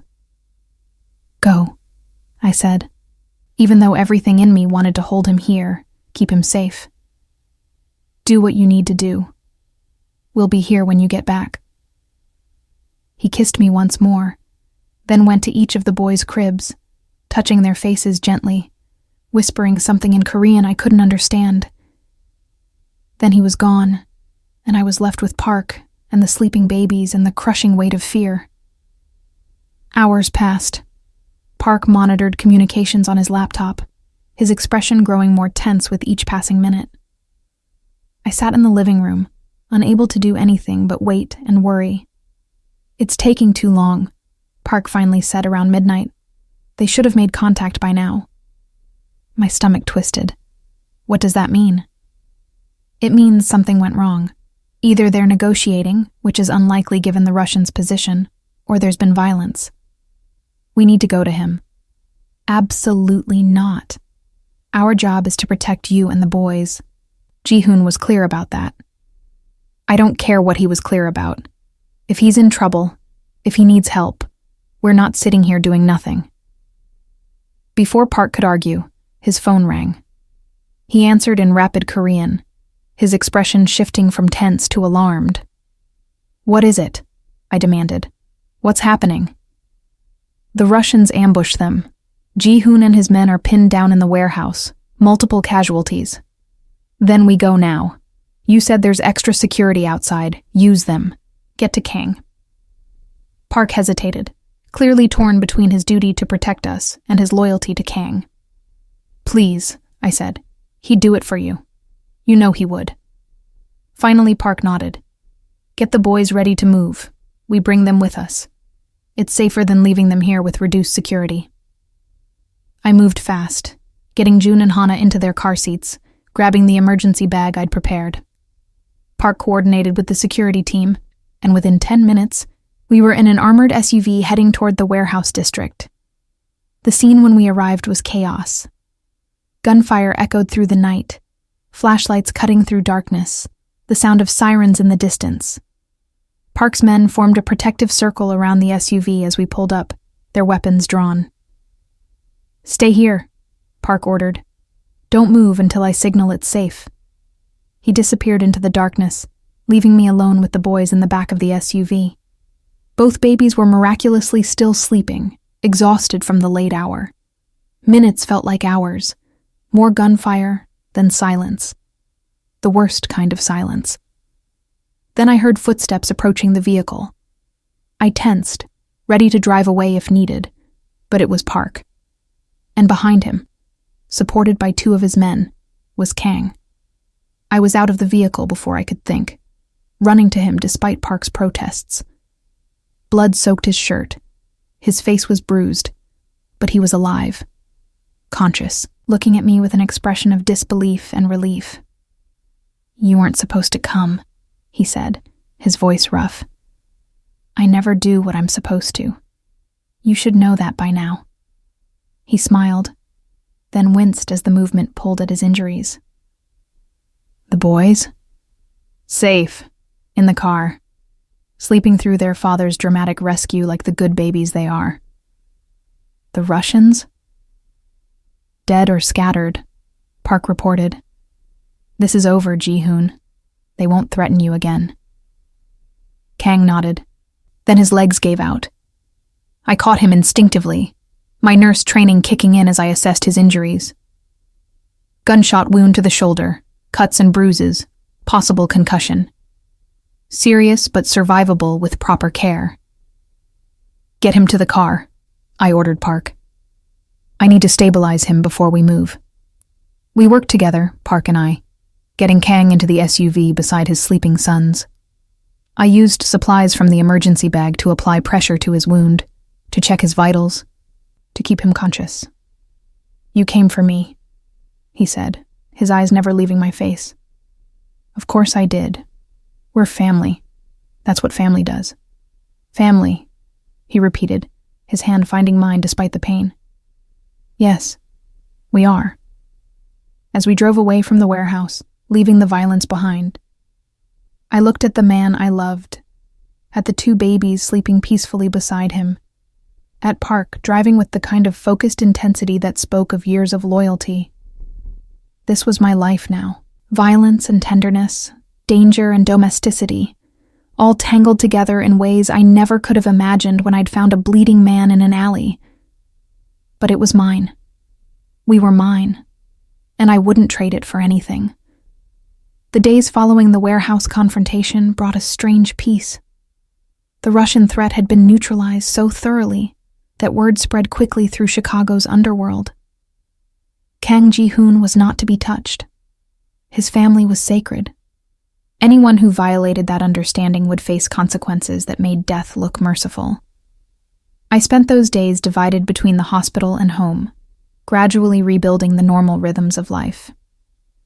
Kang healed under my watchful care, his shoulder wound closing cleanly, the bruises fading from his face. June and Hana grew bigger, more alert, their personalities beginning to emerge. June was quieter, more observant, while Hana was already demanding, vocal about his needs. Like his father, I teased Kang one morning as Hana wailed for his bottle. Like his mother, Kang countered, and I knew he meant me, not Soo-jin. Not the woman who'd carried him for money and died bringing him into the world. Me, the nurse who'd chosen them. 3 months after that night, Kang called a family meeting. Park came to the apartment along with Mrs. Park, both of them settling into our living room with the kind of comfortable familiarity that spoke to how often they'd been here lately. "I have news," Kang said once we were all gathered. "The legitimization process is complete.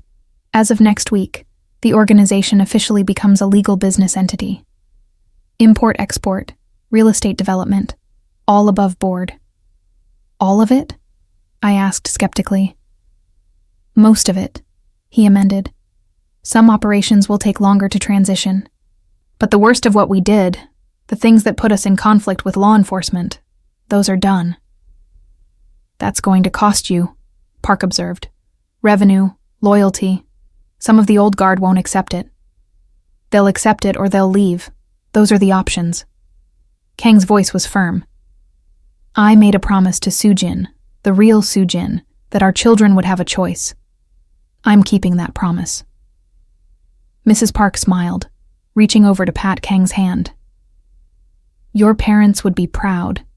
This is what they wanted for you, before the violence took them." I'd learned more about Kang's history in the past months. How his father had built the organization from nothing, protecting Korean immigrants when no one else would. How his mother had dreamed of her son having a different life, free from the constant danger. How they'd both been killed by rivals when Kang was 23, forcing him to take control years before he was ready. "There's something else," Kang continued, and I saw nervousness in his expression for the first time since I'd known him. "I want to make this official. Clara and me, the boys. I want us to be a real family." My heart stopped. Was he saying what I thought he was saying? He reached into his pocket and pulled out a small velvet box. "Clara Reynolds, you saved my life in more ways than one. You gave my sons a mother when they had none. You stood beside me through danger and uncertainty. You chose us when you could have walked away 100 times."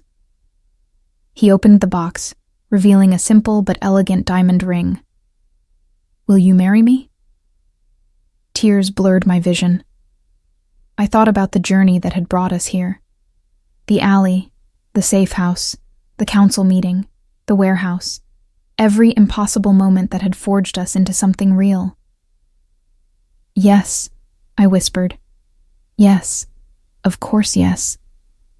He slipped the ring onto my finger, then pulled me close, kissing me while Park and Mrs. Park applauded. June and Hana, playing on their mat nearby, seemed oblivious to the significance of the moment. But they would know someday. Would understand the story of how their family came together through violence and chance and choice. "I'll need to adopt them legally," Kang said later, after Park and his aunt had left. We sat together on the couch, the boys asleep in their cribs, the apartment quiet around us. The surrogate had no family, no one with legal claim, but I want to do it properly.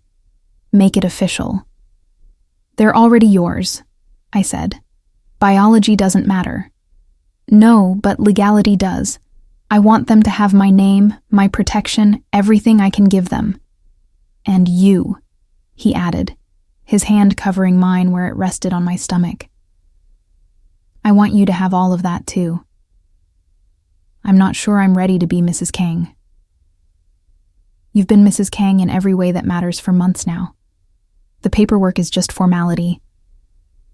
He was right. I'd been living as his partner, raising his sons, integrated into his life so completely that going back to my old existence seemed impossible. Clara Reynolds, pediatric ER nurse, felt like a different person. Someone I'd been in another life.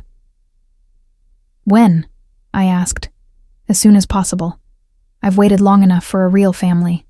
I don't want to wait anymore. We married 3 weeks later, in a small ceremony with only Park, Mrs. Park, and a handful of Kang's most trusted associates present. I wore a simple white dress, carried flowers from the florist down the street, and pledged my life to a man I'd known for less than 6 months. It should have felt rushed, impulsive, crazy. Instead, it felt inevitable, like every moment since that alley had been leading to this. Jun and Hana were present, passed between guests during the ceremony, dressed in matching suits that made them look impossibly adorable. At 7 months old, they were sitting up on their own, babbling constantly, becoming real people with preferences and personalities. I love you, Kang whispered as we exchanged rings. I love you too, I replied, meaning it with every fiber of my being. The reception was held at the apartment, small and intimate. I watched Kang interact with his people, saw how they respected him, how the changes he was implementing were slowly taking root. The organization was evolving, becoming something that might actually be legal someday. You did this, Park said, appearing at my elbow with a glass of champagne. He was lost after Sujin's betrayal. You gave him a reason to change. He did it himself. I just supported him. That's not nothing. Support is everything in our world. Mrs. Park took both boys for the night, giving Kang and me our first night truly alone since the alley. We sat on our couch, still in our wedding clothes, processing the enormity of what we'd just done. Any regrets? Kang asked. None. You? Only that I didn't find you sooner. He kissed me, slow and deep, and for the first time in months, we had nowhere to be, nothing to fear, no babies demanding attention. Just us and the life we'd chosen. Later, as we lay in bed together, Kang's phone rang. He ignored it the first time, but when it rang again immediately, he checked the screen and frowned. It's the council elder. At this hour, it must be important. He answered, speaking in Korean, his expression shifting from confused to alarmed. When he hung up, his face was ashen. What is it? I asked, fear spiking through me. Sujin escaped, from the place we were holding her. She's gone, Clara, and the elder says she left a message. She's coming for the boys. The peace we'd built shattered in an instant. I sat up, adrenaline flooding my system. We need to get them. Now. We dressed quickly, called Park to meet us at his aunt's place. The drive took 15 agonizing minutes, every second stretching into eternity. When we arrived, the door was open. Not broken, just open. I ran inside, Kang and Park right behind me, weapons drawn.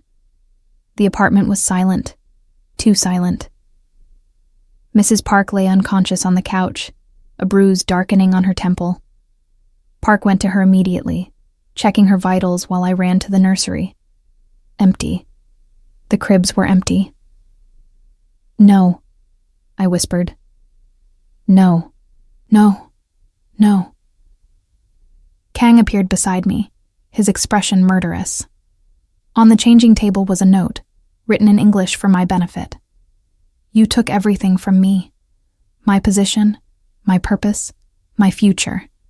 Now I'm taking what matters to you. If you want the boys back alive, come alone. You know where to find me. I recognized the location she was referencing. The warehouse where she'd grown up, where her father had first introduced her to Kang's family. The place that had started everything. It's a trap, Park said from the doorway. She'll kill you the moment you arrive. I know, but I have to go. They're my sons. Our sons, I corrected. And you're not going alone. Clara, this is too dangerous. You need to stay here, stay safe. We've had this conversation before. The answer is still no. We're in this together, remember? That's what we promised each other. He looked at me, and I saw the war playing out across his face. Love versus pragmatism. Protection versus partnership. Together, he finally agreed. We prepared quickly. Park coordinated with the security team, arranged for surveillance of the warehouse, made sure every angle was covered.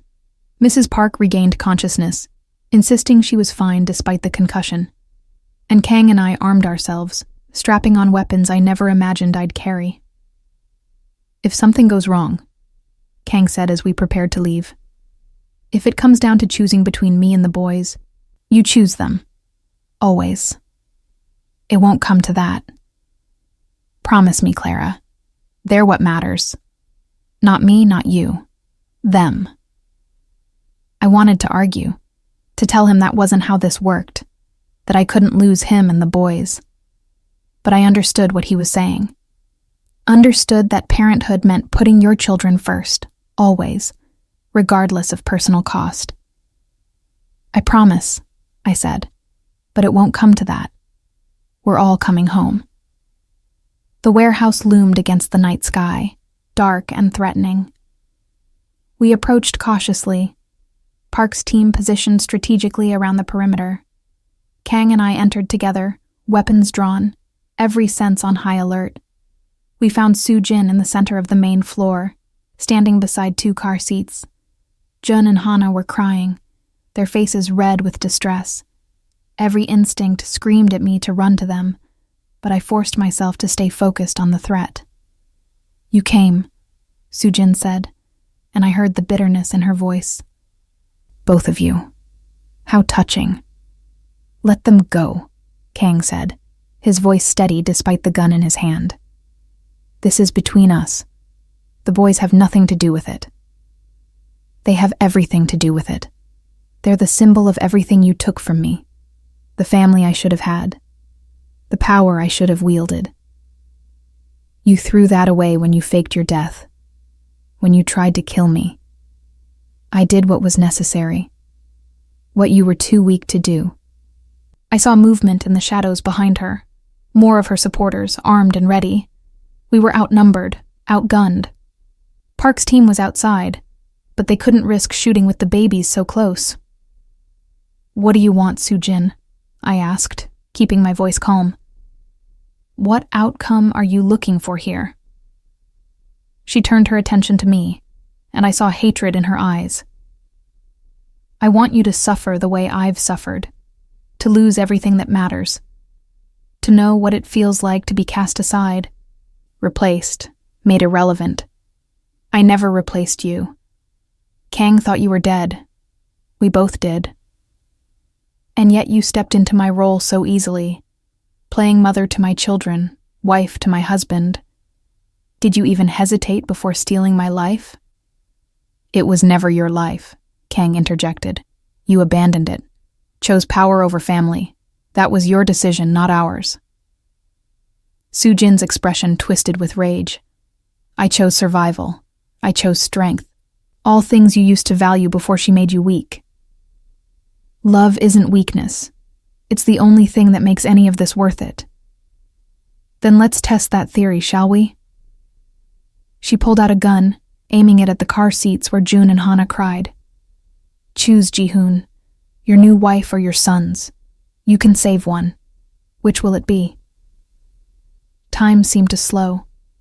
I saw Kang's face, saw the calculation happening behind his eyes. He was weighing options, looking for a way out that didn't exist, Me, I said before he could speak. Let the boys go. Take me instead. Clara, no, Kang protested, but I'd already lowered my weapon, already started walking toward Sujin. That's what you want, right? To hurt him through me. So do it, but let the babies go first. They didn't choose any of this. Sujin studied me, her gun still trained on the car seats. Why would you sacrifice yourself for children that aren't even yours? Because they are mine, not by blood, but by choice, by love, by every moment I've spent caring for them, protecting them, making them mine. I kept walking, getting closer to her. That's what you never understood, Sujin. Family isn't about biology or obligation. It's about choosing to show up every day, regardless of the cost. I was close enough now to see the conflict in her eyes, the hate warring with something else. Grief, maybe. Regret for choices that couldn't be unmade. You really love them, she said, and it wasn't a question. I really do. More than you love yourself. Yes. She lowered the gun slightly, and I saw my opening. I dove forward, tackling her to the ground as gunfire erupted around us. Kang was moving, grabbing the car seats, getting the boys to safety. Park's team stormed the warehouse, neutralizing Sujin's supporters with brutal efficiency. I wrestled with Sujin, fighting for control of her weapon. She was stronger than she looked, driven by rage and desperation. But I was driven by something stronger. Love for my family. The gun went off between us. For a moment, I wasn't sure who'd been hit. Then I felt the pain, sharp and hot, spreading from my side. But Sujin went still beneath me, her eyes widening with shock as blood bloomed across her chest. I wanted to be like you, she whispered, her voice growing faint. Strong enough to love them. But I wasn't. I was only strong enough to want them. It's not too late, I said, though I knew it was. You could still choose them. Some choices can't be unmade. Her eyes closed, her breathing stopped, and I felt her go still beneath me. I rolled off her, my hand pressed to my side where blood was seeping through my shirt. Kang was there instantly, the boys safely in Park's arms, his hands gentle as he assessed my injury.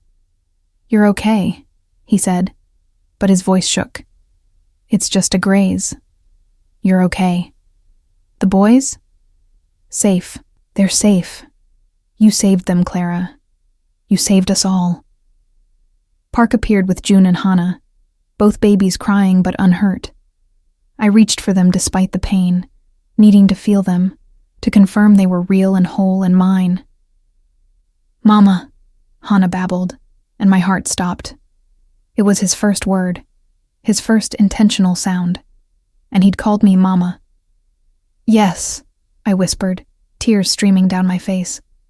I'm here, baby. Mama's here. The aftermath was handled with the same efficiency as everything else in Kang's world. Sujin's body was removed, the warehouse cleaned, the remaining supporters either brought into the fold or permanently removed from the equation. Mrs. Park recovered fully from her concussion, and my wound healed under my own professional care. 6 months later, the adoption papers came through. Jun and Hannah officially became ours, both of ours, with me listed as their mother alongside Kang as their father. The boys were over a year old now, toddling around our apartment, getting into everything, filling our lives with chaos and joy. Who would have thought, I said one evening as we watched the boys play, that finding a bleeding man in an alley would lead to this? Destiny, Kang replied. Or luck. Or maybe just the universe deciding we needed each other. Whatever it was, I'm grateful. He pulled me close, his arms wrapping around me from behind as we watched our sons. So am I. You gave me everything I didn't know I needed. A real family. A future worth fighting for. Hope. I leaned back against him, feeling the solid strength of his body, the steady rhythm of his heartbeat. This life we'd built wasn't perfect. We still had enemies, still faced threats, still lived in a world more dangerous than most people could imagine. But we had each other. We had June and Hana. We had a family forged in violence and choice and love. And that was enough. More than enough. "I love you," I said, the words coming easily now. "I love you too, Clara. Always." Behind us, Jun took his first unassisted steps, crossing the space between toys with determined wobbling. Hana clapped, encouraging his brother, then promptly fell over himself trying to copy the feat. We laughed together, Kang and I, at the ordinary miracle of watching our children grow. And I knew, with absolute certainty, that every impossible choice I'd made since that alley had led me exactly where I needed to be. Home.